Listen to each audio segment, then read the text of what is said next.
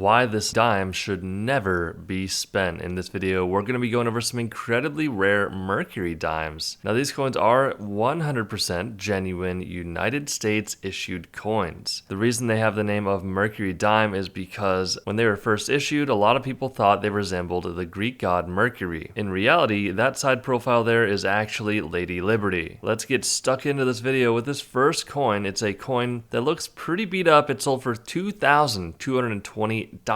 This is an incredibly rare coin, and a lot of what you're seeing on the coin there is toning. It is not damaged. PCGS graded it at an AU 58. This coin is really rare and valuable because of a few things. First of all, look at the D mint mark on the back bottom center left area of the coin. That means it was struck at the Denver Mint. Now on the front, you're going to want to look at the date. This is a 1942/1 variety. Essentially during the minting process, there was a mistake and this never meant to happen, but this example sold for $2,220. Now for Denver, they issued 60,740,000 of these coins, which might seem like a lot, but Philadelphia issued 205,432,329, and then San Francisco issued the lowest amount, which is at 49,300,000. This Denver issued coin right here was graded by PCGS at a mint state 67 plus. The plus sign does increase the value of the coin. This also has a CAC sticker, so just about everything good that happened to this coin did happen. The CAC or CIC sticker essentially is given after you get your coin graded. You can send it to another third-party company who will look at the coin and see if it's worthy for the CAC sticker. The plus sign, like I said, increases the value. So does the CAC sticker. This little Mercury dime sold for $279. Same type of coin at 1942 Denver issued with the full bands on the back. The previous coin did have that as well, but I didn't talk about it. I'll explain it here. Essentially, this one got a mint state 68 grade, so it's a point higher. The only thing that this one is missing is the CAC sticker, but it sold for $840. When it comes to the bands, essentially you want to be looking at that hatchet on the back. Those horizontal bands on that hatchet are the highest point on the coin. They get worn down the quickest, and they are the hardest area to strike during the minting process. Typically, to receive the full band designation, a coin must be MS60 or higher, which means uncirculated, to get these full bands. Just keep that in mind because this one sold for $840. Alright guys, $12,000 for this 1942D 10-cent Mercury dime. PC just graded it at a mint state 68 plus with the CAC sticker with the full band. So this coin has it all. The only thing that would make it better is if it got a higher grade, which 68 is already an insanely high grade. And looking at the population guide, there are none that graded at a 69 or a 70. So that's how rare it is to get a 68 with a plus sign to bat. You'll also notice this has a bit of toning going on with it, which is a naturally occurring oxidation process that happens depending on how the coin is stored. The air will oxidize with the metals in the coin, causing a chemical reaction like this. Some collectors love it, some don't love it as much. Either way, the toning didn't really impact the value too much here at all. It's mainly the grade, the plus sign, the full bands, the CAC sticker. It's got it all. $12,000 it sold for. Alright, $1,980 for this 1942 PCGS graded AU 55 full band. So when we saw this coin, we thought it was very strange that it had the full band designation, because typically you need to have a mint state 60 or higher in order to get the full band designation. An exception is made for the 1916 D Mercury dime and the 1942/1 and the 1942/1D overdates. These are eligible for the full band designation at an AU 50 score. The reason for this is very likely the fact that they are just very rare coins and people still wanted that designation, and there's still value added for the AU 50 score and higher. So I spoiled it a bit there. This is a 1942/1. Once again, it's a rare mistake that happened during the minting process, and this coin, even though it graded at almost uncirculated, it sold for $1,980. $1,440 for this 1942 Philadelphia issued coin. Philadelphia coins do not have a mint mark anywhere on them. This one has some nice toning, which, like I said, collectors either like or don't like. This one has the full band. 68 is a very high grade. It sold for $1,440. $4,000 for this Philadelphia issued 10-cent Mercury dime. PC just graded it at a mint state 68 plus. It also has a CAC sticker and toning. 68 plus in general is an incredibly hard grade to get, especially for the Mercury dime. This coin sold for $4,000. We're rolling right into the San Francisco issued coins. This one is a PC just graded mint state 67 with a full full bands on the back. You would imagine that this coin would sell for a lot more than $300, but $300 is all it sold for, which still can be a lot of money, but this example right here sold for $1,320. It is a PCGS graded mint state 67 plus with the full bands on the back with the CAC sticker. Really beautiful looking coin that sold for $1,320. We hope you enjoyed this video. If you haven't done so already, hit that subscribe button. We'll see you in the next one.